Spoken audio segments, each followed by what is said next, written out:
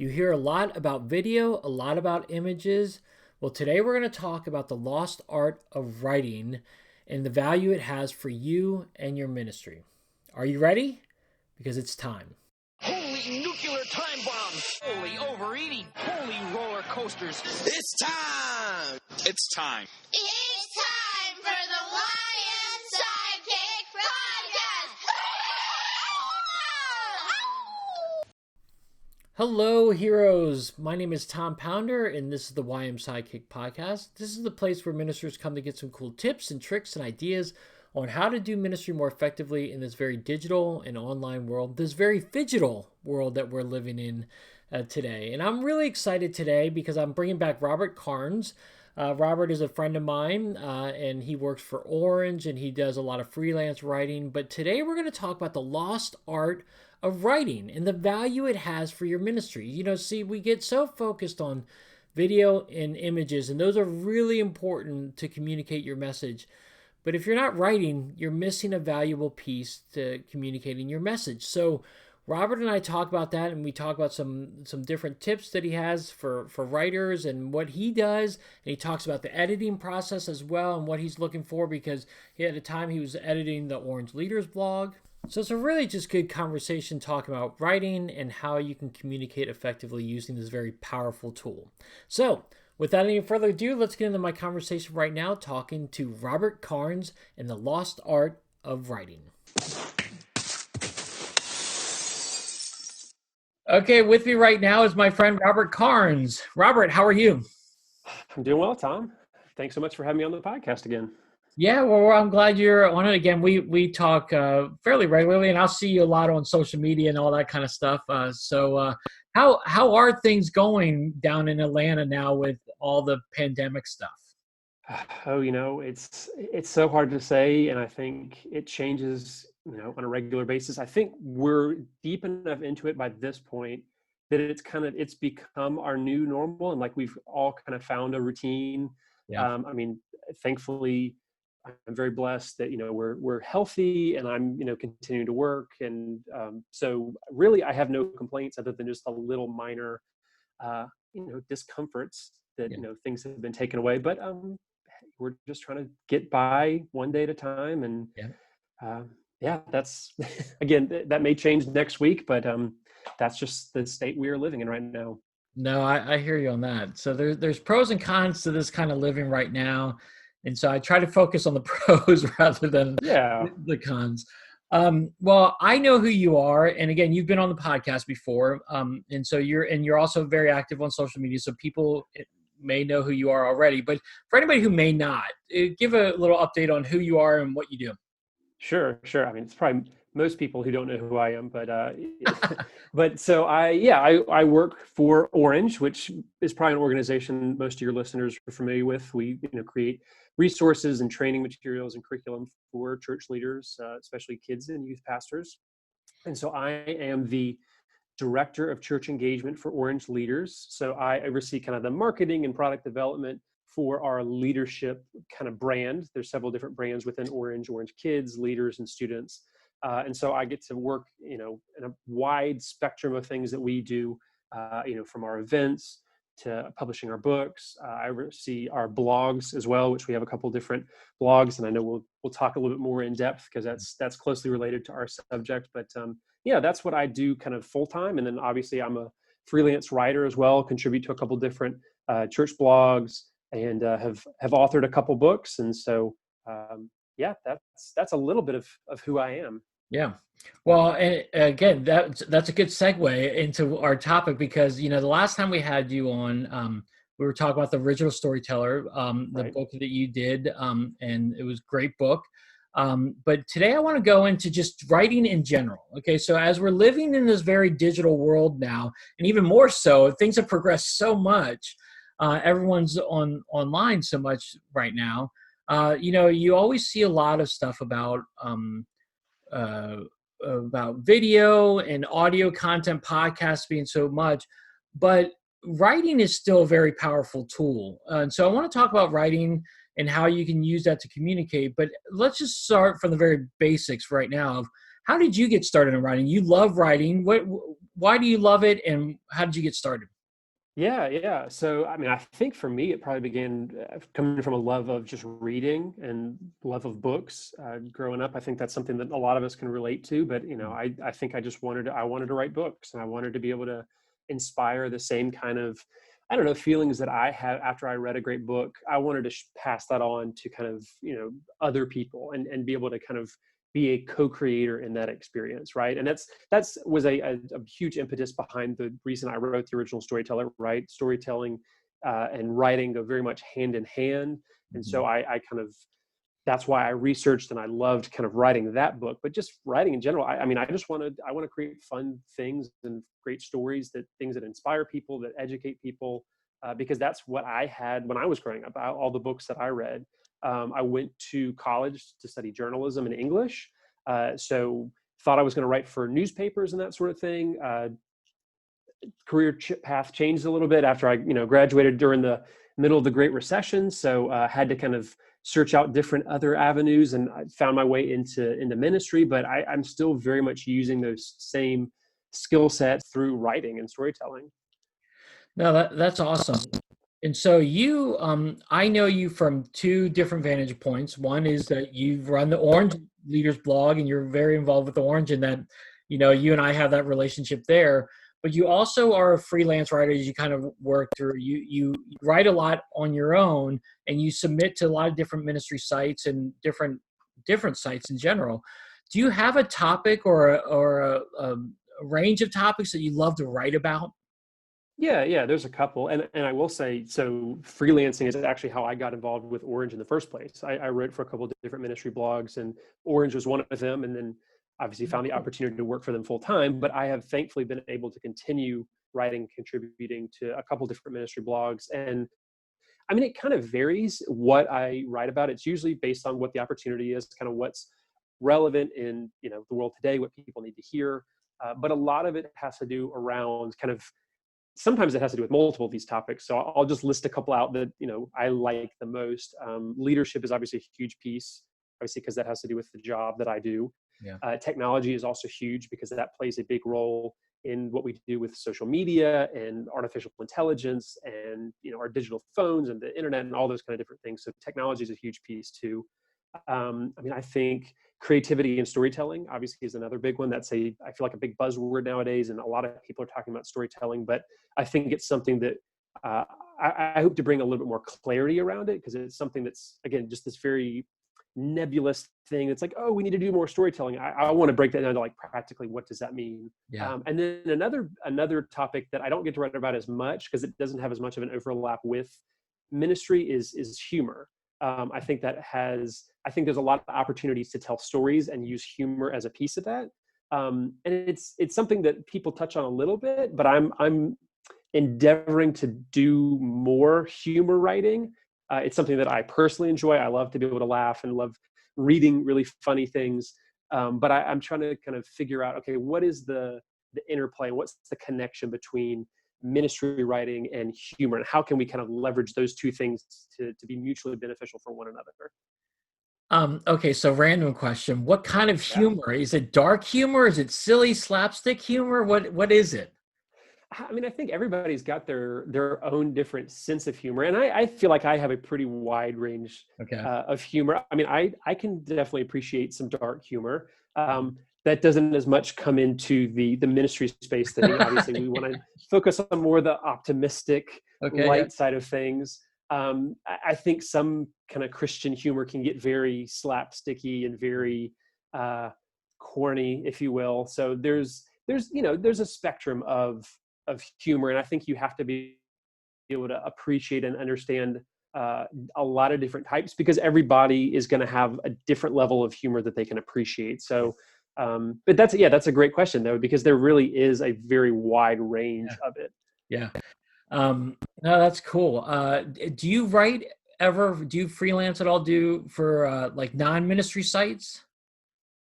I mean, I have in the past. I'm more now. I think I've kind of found my niche Yeah. in the ministry space. That's, I mean, just by the nature of the people that I work with and get connected with. It's a lot of ministry stuff. There is, I mean, because I also worked in kind of the secular nonprofit space before I came to Orange. Okay. So, I mean, I do have a lot of other just general nonprofit kind of charitable related connections. So I will write for those places as well. Yeah. But yeah, I mean, I think it's kind of just by the nature of the people that I work with, the publications that I am connected with. That's usually the bent of places that I'm writing for. Yeah, no, that makes a lot of sense. Well, then that's a good foreign. So if anybody's listening to us right now, and they're like, man, I've always had this passion to write. I just don't know how to write, or I don't know how to find my voice or my niche. What kind of tips would you give them as you've kind of developed your voice over the years? Yeah.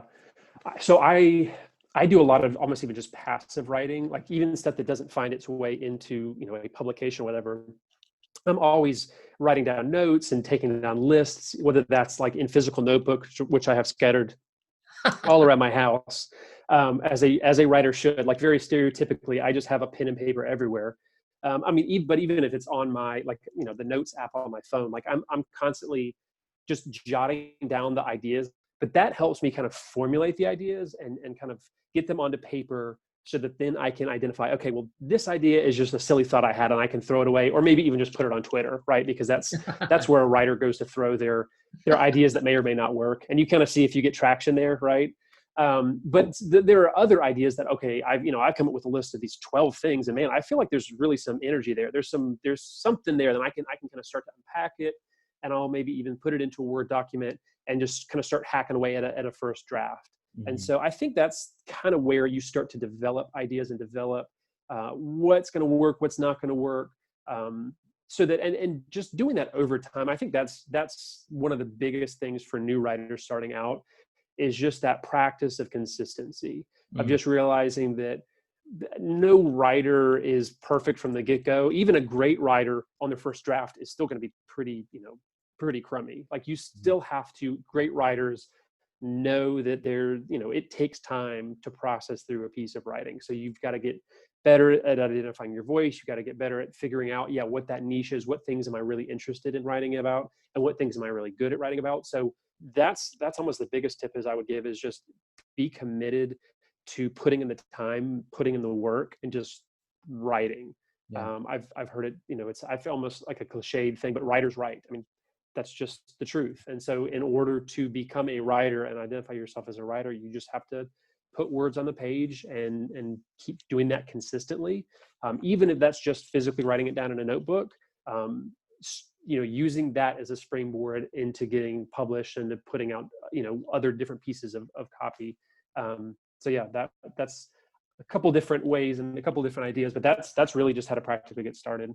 No, you said a lot of great stuff there. I like how you talk about how you've got a notebook or even the notes app. You're constantly writing down ideas. You're constantly processing. And again, not to make this about me, but this is my podcast, so I'll get But you identified a lot of things that I do that I'm like, oh yeah, okay, because I have in my draft folder I have a WordPress blog, and so in my draft folder, I just have like right now I think I have 30 drafts of things, some that have been there for 5 years, and then some that are fresh, and that I just kind of put down ideas, and then I'll come back and work on them at a certain time.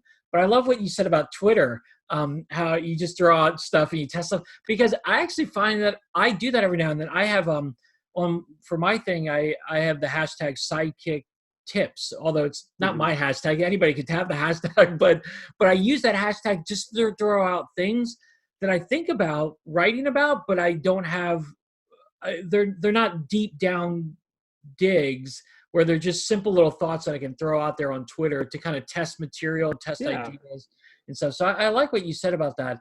And so you talk about blogging your notebooks, writing down a bunch of different drafts, keep on coming back to it. Do you, and then, again, finding what you're passionate about, kind of digging into a little bit of that. Dang it, I had a question out of that and I totally forgot that when I threw out my Twitter statement. Well, I'll give you a second to think, remember that question, because I did have something to add on to what you were saying, is that, I mean, all of those things, they work for me. And it's, you're saying, hey, like I do some of that kind of stuff too, but I also have WordPress drafts that you'll start to compose something in there. I think everybody's going to have a different system. Everybody's going to have a different thing that works for them. So you really just have to find out what works for you, because there may be something that one writer does that you're like, I can never do that. I can never write in a busy coffee shop. I have to have, it has to be totally quiet for me. Or I never really come out with my ideas in a notebook. I really have to write it out fully fleshed in this form. Yeah. And I go from here. But, studying other writers that you admire and that you like and figuring out what they do is often a good place to just come up with ideas, try it out, see if it works, throw out what doesn't work, adapt what you can, and just go from there. Because it really is about, creating a personal writing experience that works and is effective for you. Yeah. And that leads me, you just kind of triggered it. So my question was the comparison game. Okay, there's lots of different bloggers out there. There's lots of different writers out there. How do you deal with the comparison game? It's great to look at, truthfully too, I've looked at other writers and I'm like, man, I wish I could write like that. But that's just not my style, and I just can't adapt it to that. So how would you recommend to people to get over the comparison of other writers and what we can learn from them? Oh gosh, that's a great question, because that absolutely is something I think that plagues most writers, certainly myself. I know when I started out, I was never good enough and I could never write like this person. And even now that I've improved my voice and gotten better at it, I'm still not as good as this person. And, so there will always be somebody who's a better writer than you, right? Mm-hmm. There will always be somebody that you can aspire to be. And so you can either let that be a negative thing, like, I'll never be this good, so I should stop trying. Or you can turn it around and go, hey, well, I'm not as good as so-and-so, but let me use them as a benchmark to see how much I can improve and see how much I can get closer to that person. And I think it's a great point. Like, everybody's got a different style. So even if there's a great writer who you go, hey, I love how this person writes, but I'm not going to write quite like that, but I can still at least strive for their quality. I can still strive for, reaching an audience like they do, but I'm going to do it in my own different way. Again, I think it's all a matter of perspective and going, I'm not going to let that get me down. I'm not going to compare myself in a negative way. I'm going to try to almost use them as motivation to get better. And that's, how to actually do that is really tough. I think, again, it's just a mindset shift, because it's always so easy to fall into that comparison trap of just going, I'm not good enough. This writing stinks. What am I doing with myself? Like, you just have to use that as motivation to try to get better and to still stay positive, because really you can do it. It just takes time. It just takes commitment. It just takes focus. So if you keep doing that thing, you will gradually see improvement, and you can look back and go, well, hey, I'm better than the writer I was 2 years ago. I'm better than the writer that I was 6 months ago. And I'm not as good as I'm going to be a year and 2 years and 4 years from now. So that's a tough thing. It's always a struggle, but just know that you're not alone and that you can get better. Yeah, I agree with it. That's a great comment. So, well, here's before we move on to Orange Leaders, I got one final thing about just writing in general. Yeah. Why should people keep on writing? Okay, because again, like I mentioned earlier, it's all about the video. It's all about the audio. You got it. We're doing this on a podcast. We're not writing this, Yeah. So why should people continue to write? What would you say to encourage people to keep on writing? Yeah. Well, you did allude to that at the beginning of this podcast. And even before we started recording, you had mentioned, hey, writing is kind of a lost art, which I totally agree with. And I think a lot of really dedicated writers say that. And we've kind of become a much smaller niche of people who are still committed to this art that is still so very important, even in a digital world. But I think writing is such a valuable skill set, because it still connects to video blogging and podcasting and public speaking and social media engagement and all those kind of things, because you still have to, the act of putting words together is still important. Even if your finished product isn't a blog post or an ebook or a printed book that has physical words in it, it's still, you still have to craft that script for your public speaking engagement. You still have to put together a caption for your Instagram photo. You still have to come up with questions for your podcast interview, right? Like, you sent me over questions that you had written, and I've got notes based on the interview questions you sent me with a bunch of bullet points of what things that I want to talk about. So even though we are doing kind of a non-traditionally written piece, this isn't going to go on a written platform. There were still acts of writing involved in that. And so I think writing is still something that any communicator, anybody who's a leader should still focus on, because it's a skill that translates to all of the different platforms.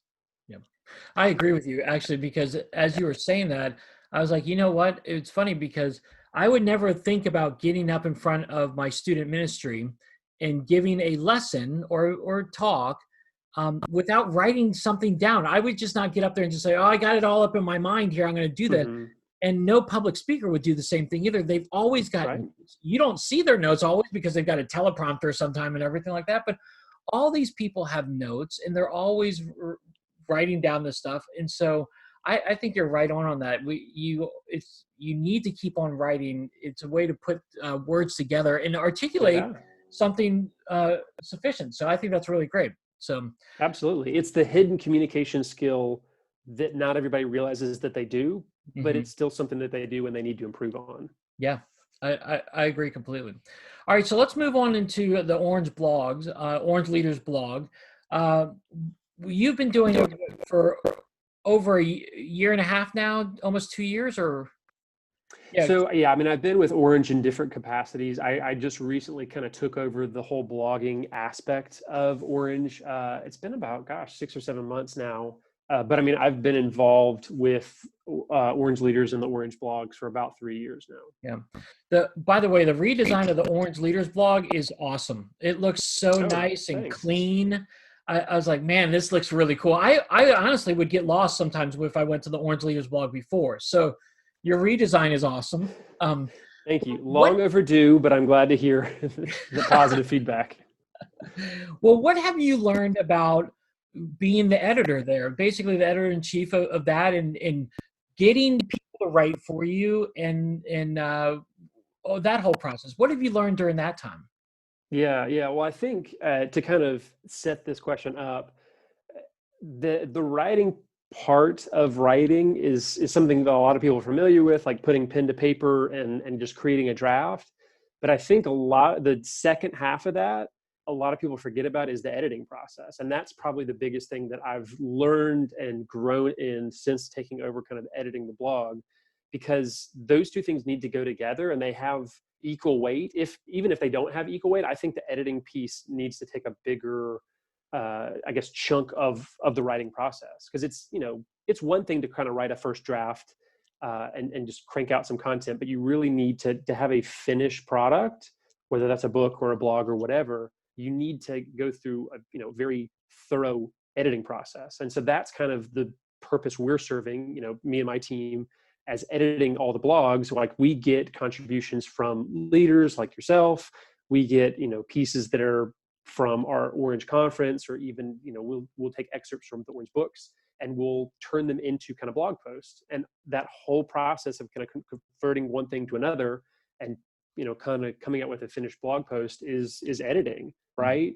So I've learned kind of the importance of that, the different ways that you can edit. Obviously, we're looking at a lot of different types of content from a lot of different writers who have a lot of different voices, and so even balancing allowing them to still keep their unique style and voice and tone, but also making sure it still sounds like it's coming from the Orange Leaders platform. Like balancing those two voices is a challenging, but also, a good process and a good kind of tension that we want to keep, because that allows us to, again, build on the Orange Leaders brand with even more voices and even more people. And so that's probably one of the biggest things that I've taken away so far. I'm sure I will continue to learn new things as we go through that process. But even just, again, that repetition of, on a regular basis, I'm looking at blog posts, I'm looking at things that people have written, I'm seeing different styles, and I'm helping refine it and make it better. That's only making me a better writer, because that's giving me experience of editing that I can then take to my own work. Yeah.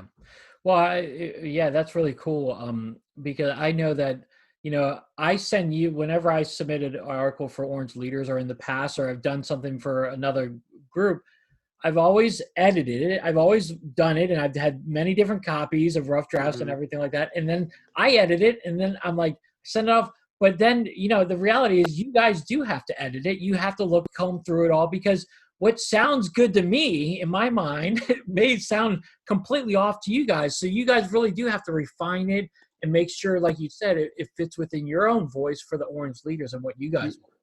Yeah, yeah, of course. It's good to know that you do proofread and edit your own stuff, which anybody should always do, even Yes. if you're sending it over to a publisher or blog who's got their own editor. Like, proofread your work, make sure that it doesn't have a bunch of typos and grammatical errors. Yeah. Even if there's going to be somebody to catch it later, it just, even just from a professionalism standpoint, it just helps. Yeah. And I mean, most people that write for the Orange Leaders blog do that. I'm thankful, but there are some people who just send stuff that's a little bit looser, and Very rough. we clean it up and make it look good. That's our job, is to make a final blog post look really, really great. But I'm thankful for people, writers and contributors like you, who have taken the time to make sure to edit their piece and to make sure to proof it, because that only benefits you as the writer. That only helps you to make your piece look that much better.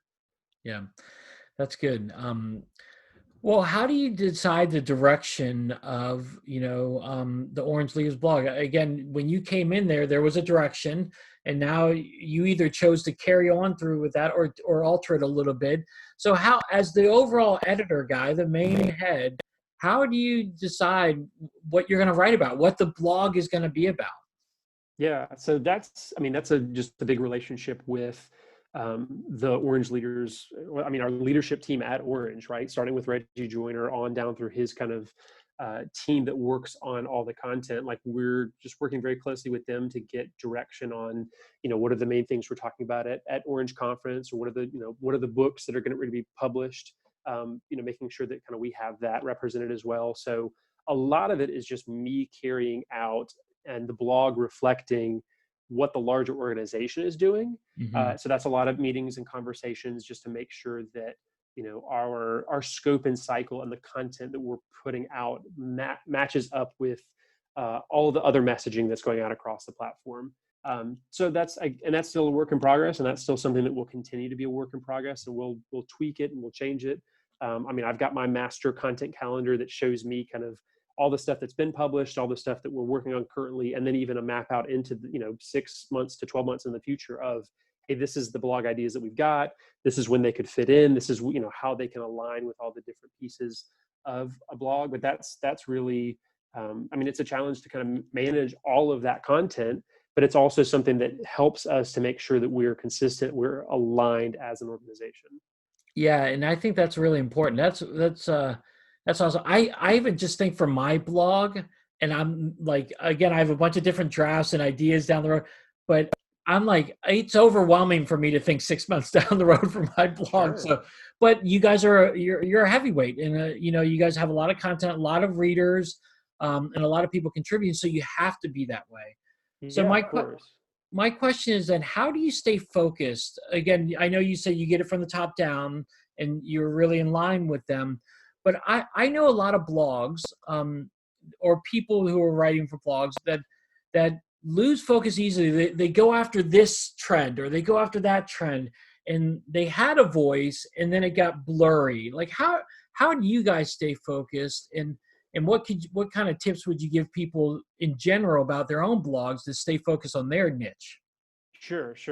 That's a great question. I think it's a balance of, because again, we are looking 6 to 12 months into the future of like, hey, this is how it could be, but also knowing, we could plan these things out and we could plan out these blog ideas, but they're probably going to change as we get closer. Like, there's a different level of focus between like, hey, this is the next 2 to 4 weeks, and then this is the next 2 to 4 years. Like, it just takes a different, like, you have to shift kind of your mindset when you think about those different timetables, because we're in the perfect example of that. Like, I had a bunch of blog content that was scheduled to go out now, like a bunch of great ideas that we had started out, late last year in 2019 at the beginning of 2020. And then we all know what happened, and everything changed. And we were going to talk about, how to meet in person and how to, schedule events and do VBS. And now all that kind of stuff is out the window. And so we had to shift gears very quickly and very intentionally and go, hey, that's kind of stuff that is great, and it's probably gonna be relevant again, and we can maybe push off till next year or even change it and go, hey, VBS is still probably gonna happen for a lot of churches, but it may not be the same as it always was. It may be a digital VBS or whatever. Like, that's just one example, but that was a great, this has been a great lesson. It's kind of bumpy and it's challenging when we're in the midst of this pandemic, but it has showed us how to refocus like on a dime, and how to be flexible with that. Even though we've got this very big content counter and a lot of content that we're steering all at once, but to know that, hey, we still have to be relevant. We still have to be speaking about stuff that's happening now. And we just have to, have a very good pulse on what church leaders are actually caring about and thinking about, so that we don't come across as being unprepared or unfocused. So again, it takes a lot of work. It takes a lot of flexibility and a lot of meetings and a lot of communication to pull that off very, very quickly. But I think our team has done a pretty good job. I mean, we can commend them. At least I'm trying to do my part to keep up with all this stuff and make sure that we're, again, represented well across all the Orange blogs. But yeah, that's one way to kind of make sure that you're focused and make sure that you're talking about the right things in your writing. Yeah, no, and again, I think that you said is right, that you're current. Again, you may have the greatest plan, but if things change, you have to alter it. You have to pivot a little bit. You had mentioned this in a tweet back, I think maybe a Yeah. month and a half, 2 months ago, about you notice how many people have scheduled tweets out because the tweets that they're tweeting are not very relevant right now, considering the pandemic. And it's so funny that ever since you said that, I'm like, man, I am making sure that my tweet, like, because I schedule some tweets out, and Yeah. I want to make sure that it's content that is relevant. Not like I had one fairly recently that it was supposed to go out because it was, again, lined up with graduation season, and it was Mm-hmm. from a post from last year that I wanted to share out again. And I'm like, well, this is not relevant anymore. This post about graduation is not relevant anymore. So I just took it out completely. But you're right on. Again, you just got to stay focused. You got to look ahead, plan ahead. I like what you said about that. So I think that's really true. So Yeah, and it's tough. I can understand why that happens. I'm not a procrastinator. I'm a precrastinator. I like to get things done way ahead of time and have a huge plan like in advance. So I'm the kind of guy who has a lot of scheduled posts and a lot of scheduled tweets, and like I'm working well in advance.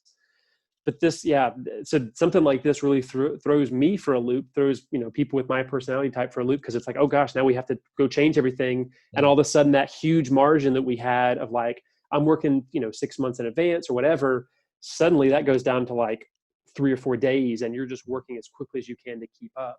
But it's especially important in moments like now, because you don't want to come across as insensitive because you posted some tweet that is like, what were they thinking? Like, clearly this doesn't affect us anymore. This isn't relevant any longer.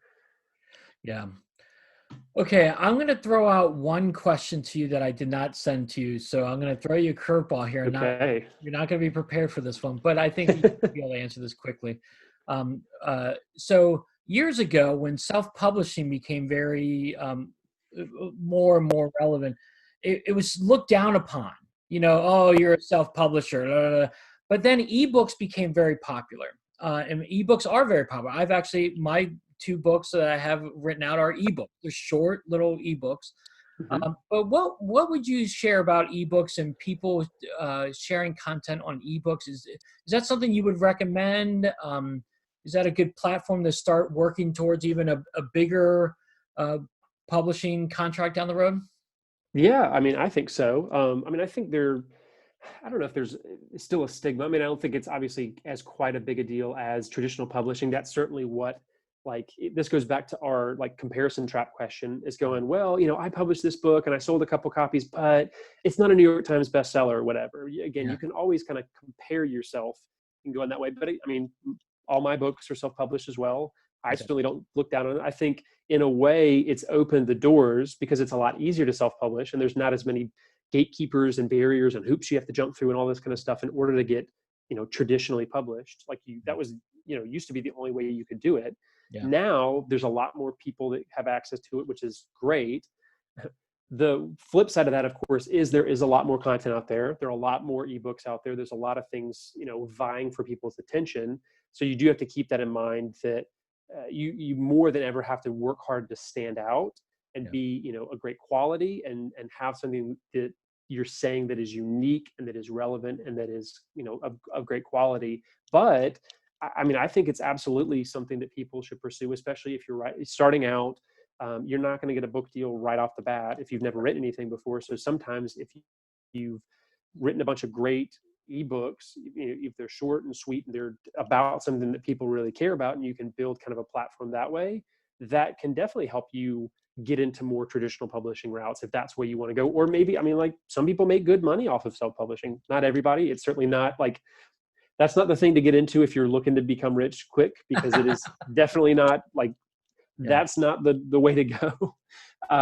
But if you just want to, if you want to share ideas, if you have a passion for writing and you just want to get your stuff out there, like that is definitely a great platform to start with, and to allow yourself to grow. Yeah. No, I agree. I like, again, I would, it was always my dream to write a book and to get a publishing deal and all that kind of stuff. But one, I know I'm not that great of a writer, but then two, and I'm more of a blog style writer. I like to do the blog Sure. type of stuff. But I thought the ebook was a good way for me to share a little bit more elaborate content out there, and more thoughts out there. And again, it was something that I could do, and I didn't need to go through all these hoops and hurdles for it. So, that's kind of cool. So, Absolutely. okay, so Robert, this has been fantastic. This was great. But before I let you go, I'd love for you to just share some things that you're working on, or also some different ways that people can connect with you online right now. So what do you got? Yeah, absolutely. So, I mean, you can definitely find more about me at my website, JamRobCar. That's short for James Robert Carnes, because that's my name and that was the URL that was available, right? um, but so another thing I mentioned to you before we started recording that I'm pretty excited about is I had 2 short stories that were accepted into a short story anthology that is actually, as of this recording, is going to be published this weekend. So probably by the time you share this out live, it will be a book that is available for purchase, which I'm super excited about. And I think that just even more goes into, like, I do a lot of ministry writing and I do a lot of like technical business stuff, but I also do creative writing on the side, which is just fun and helps me kind of exercise different skill sets of writing. So if you want to read my and a bunch of other people's short stories, check out, I believe, what's the anthology called? It's called After the Fall. And if you go to my website, I've actually included the link on there. If you just go into the book section, you can find it on there. It's available on Amazon, both digital and print. But I haven't even got my copy yet. I'm super excited to see it, and hopefully other people check it out as well. Yeah, that's really cool. I like that. I like the creative writing. I'd be really interested to read along with that. What in your social platforms, your favorite is?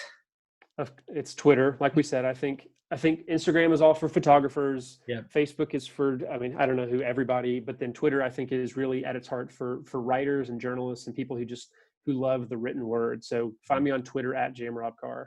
Yeah, you're very active on there, so I love it. So, well, Robert, as always, it's great having you on. So, thanks for taking some time with me. Yeah, of course, Tom. Thanks so much.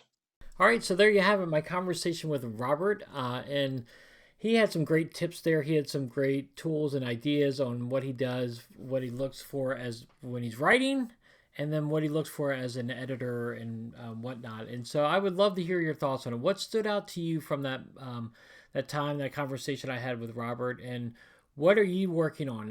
What are some tips and tools that you use as a writer to communicate effectively? Again, it's a powerful tool. It's a lost tool, I think, and not as many of us write as well anymore. And so what do you do to write effectively? How do you communicate your message? I would love to carry this conversation online a little bit more. Hit me up on Twitter at TA Pounder. I would love to talk to you a little bit more about it.